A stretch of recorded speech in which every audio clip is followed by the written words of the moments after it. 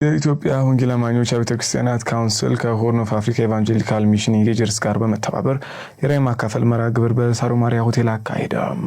የኢትዮጵያ ወንጌል አማኞች ቤተክርስቲያናት ካውንስል ከሆርን ኦፍ አፍሪካ ኢቫንጀሊካል ሚሽን ኢንጌጀርስ ጋር በጋራ በመሆን በአዲስ አበባ ሳሮ ማሪያ ሆቴል በተለያዩ የሙያ ዘርፍ ላይ ለተሰማሩ ወገኖችና በወንጌል ዙሪያ ያገለገሉ ለሚገኙ ወገኖች የራዕይ ማጋራት መርሃ ግብር ጥቅምት 3 2018 ዓ.ም አካሂደዋል።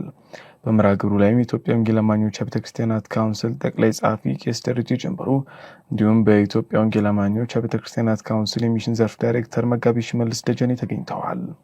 የኢትዮጵያ ወንጌል አማኞች ቤተክርስቲያናት ካውንስል ጠቅላይ ጻፊ ቄስ ደረጀ ጀንበሩ በመድረኩ ባደረጉት ንግግርም ወንጌል የሰላም መልእክት እንደሆነ ጠቅሰው ኃላፊ በሆነው የምድር ነገር መካከል ወንጌል ዘላለማዊ መሆኑን አስተዋል። በምድራችን ለሚገኙ አብዛኛዎቹ ችግሮችም መፍትሄው ወንጌል መሆኑን ተናግረዋል። ከዚህ የሚበልጥ ደስታ የለም። ሌላ ሁሉ ያልፋል።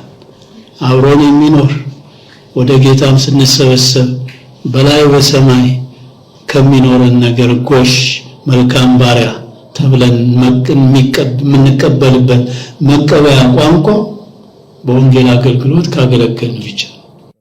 ቢያሬድ ማሩ በዝማሬ ያገለገሉ ሲሆን የሆርን ኦፍ አፍሪካ ሚሽን ኢንጌጀርስ ፕሬዝዳንት የሆኑት ዶክተር ማርቆስ ዘመዴ የእግዚአብሔርን ቃል አካፍለዋል። ዶክተር ማርቆስ ባካፈሉት የእግዚአብሔር ቃልም ይህ ስብሰባ የእግዚአብሔር ቤተሰብ ስብሰባ ነው በማለት የተናገሩ ሲሆን የጠፉና ያልዳኑ ሰዎች ባሉበት ሕይወት እንዲሁ ሊቀጥል አይገባም፣ የኢየሱስን አርአያ በመከተል የጠፉትን ፍለጋ ልንወጣ ይገባል በማለት ተናግረዋል። በመቀጠልም የሆርን ኦፍ አፍሪካ ኢቫንጀሊካል ሚሽን ኢንጌጀርስ ኤግዚኪዩቲቭ ዳይሬክተር የሆኑት ወይዘሮ ለላ ያደታ ንግግር አድርገዋል። በንግግራቸውም ፕሮጀክት ዜሮ የፍቅር ግብዣችን ነው፣ ያልተደረሱ ሰዎችን የመድረስ እድል ይዞ የመጣ ፕሮጀክት ነው በማለት ተናግረዋል። ከዛም በመቀጠል በኢትዮጵያ ወንጌል አማኞች ቤተክርስቲያናት ካውንስል የሚሽን ዘርፍ ዳይሬክተር የሆኑት ፓስተር ሽመልስ ደጀኔ በስፍራው ለተገኙት የአገልግሎት መሪዎች እና በተለያየ ሙያ ዘርፍ ላይ ለሚገኙ አካላት ስለ ፕሮጀክት ዜሮ አስፈላጊነትና አተገባበር መግለጫ ሰጥተዋል። ፓስተር ሽመልስ ደጀኔ ፕሮጀክት ዜሮን ራዕይና አተገባበር አስመልክቶ ማብራሪያ ከሰጡ በኋላ ከተጋራው ራዕይ አንጻር መደረግ ያለባቸውን ነገሮች አስመልክቶ ውይይት ተካሂደዋል። በጋራ ውይይት ከተደረገም በኋላ ተሳታፊዎች ያላቸውን ሀሳብ አንጸባርቀዋል። በስፍራው የተገኘው የዝግጅት ክፍላችንም ከካውንስሉ የሚሽን ዘርፍ ዳይሬክተር ከሆርን ኦፍ አፍሪካ ኢቫንጀሊካል ሚሽን ኢንጌጀርስ ኤግዚኪዩቲቭ ዳይሬክተርና ከፕሮጀክት ዜሮ አስተባባሪ ጋር ቆይታ አድርጎ ነበር። እሺ እንግዲህ የዛሬው ፕሮግራም ፕሮጀክት ዜሮ በተመለከተ ነው። ስለ ፕሮጀክት ዜሮ ሐምሌ 16 ቀን ለኢትዮጵያ ወንጌል አማኞች አብያተ ክርስቲያናት መሪዎች እና ለተለያዩ ክፍል በቤተ ክርስቲያንም ሆነ በልዩ ልዩ ሚኒስትሮች ለሚያገለግሉ የራዕይ ማካፈል ሰጥተናል። የዛሬው የዛ ተከታይ ነው። የቢዝነስ ሰዎችን ፕሮፌሽናሎችን ይሄንን ፕሮጀክት ዜሮ ምን እንደሆነ ምክንያቱም ወንጌል የሁላችንም ስለሆነ እያንዳንዱ አማኝ ስለሆነ ይሄንን ራዕይ የማካፈል ነው። እንግዲህ ጌታ ኢየሱስ ክርስቶስ ከ12 ደቀ መዛሙርት ነው የጀመረው። ራዕዩን ይዞ መጥቶ ለነሱ አካፈለ፣ እነሱ ተለወጡ።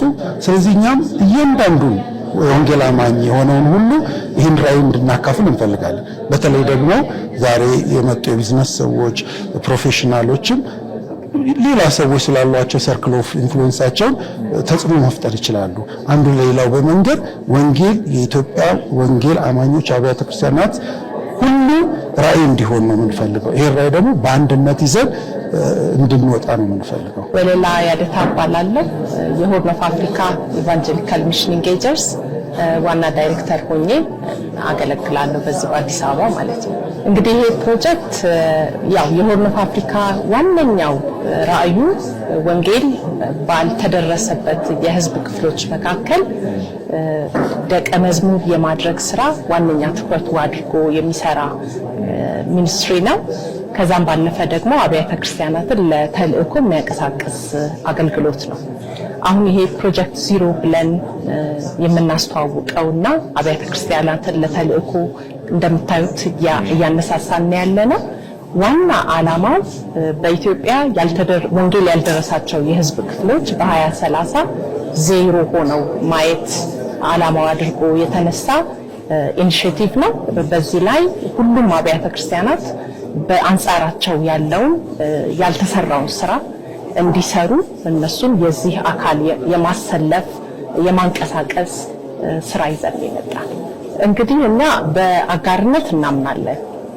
እኛ ቤተክርስቲያን አይደለንም፣ የራሳችን የሆነ ቤተ እምነትም የለንም። አብያተ ክርስቲያናትን ግን በአጋርነት ክፍተት ባለበት ይህንን የተልእኮ ስራ ወደ ግብ ለማምጣት እንዲችሉ ክፍተት ባለበት ቦታ ሁሉ በስልጠና እንደገና ደግሞ እንዳልኩት የተለያዩ መጽሐፍ ቅዱስ በማቅረብ በተለያዩ ደቀ መዝሙሮችን ትሬኒንጎችን በመስጠት ሞቢላይዝ በማድረግ እንዲህ አይነት ስራዎች ነው የምንሰራው። ተልእኮ ለቤተክርስቲያን እንደተሰጠን የምናምነው። ስለዚህ ቤተክርስቲያን ዋነኛ ስራዋ የቤተክርስቲያን እንጂ የኛ አሎንሳይድ በቸርች አብረን የምንሰራ ሰራተኞች ነው። ይሄ ነው። ኪሚያ ሷሊ ይባላል። የፕሮጀክት ዜሮ ፕሮጀክት ኮኦርዲኔተር። በዛሬው ፕሮግራም የጠራናቸው እንግዶቻችን አብዛኞቹ የቢዝነስ ላይ የሚሳተፉ ሰዎች፣ ኢንዱስትሪ የሚመሩ ፕሮፌሽናል ሰዎች ናቸው።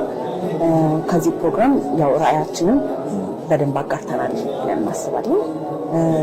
ከዚህ አሁን ከሚያደርጉት አሁን ካካፈልነው ራዕይ አሁን ከሚያደርጉት ውይይት የራሳቸውን ድርሻ እንደሚወጡ ተስፋ እናደርጋለን።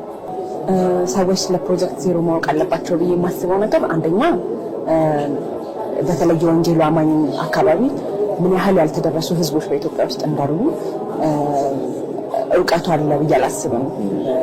ምን ያህል ሰዎች አንዳንድ ህዝቦች መካከል ያለው የአማኝ ቁጥር በጣም የሚያስደነግጥ ነው። በ0% በሚባል ደረጃ አንዳንድ ህዝቦች መካከል ወይም አንዳንድ ቋንቋዎች መካከል የጌታችን ኢየሱስ ክርስቶስ ስም የማይመለክበት የማይጠራበት ሁኔታ አለና እሱን እንዲያውቁና በልባቸው ሸክም እንዲኖር ጌታ ኢየሱስም ለደቀ መዛሙርቱ እንደነገራቸው የመከሩ ሰራተኛ ሰራተኞችን እንዲልክ ጸልዩም ተብሏልና ለመጸለይም ልብ ያስፈልጋል። ደግሞ የሚላኩም የሚሄዱም ሰዎች ለመኖር ይሄ እውቀት ያስፈልጋል።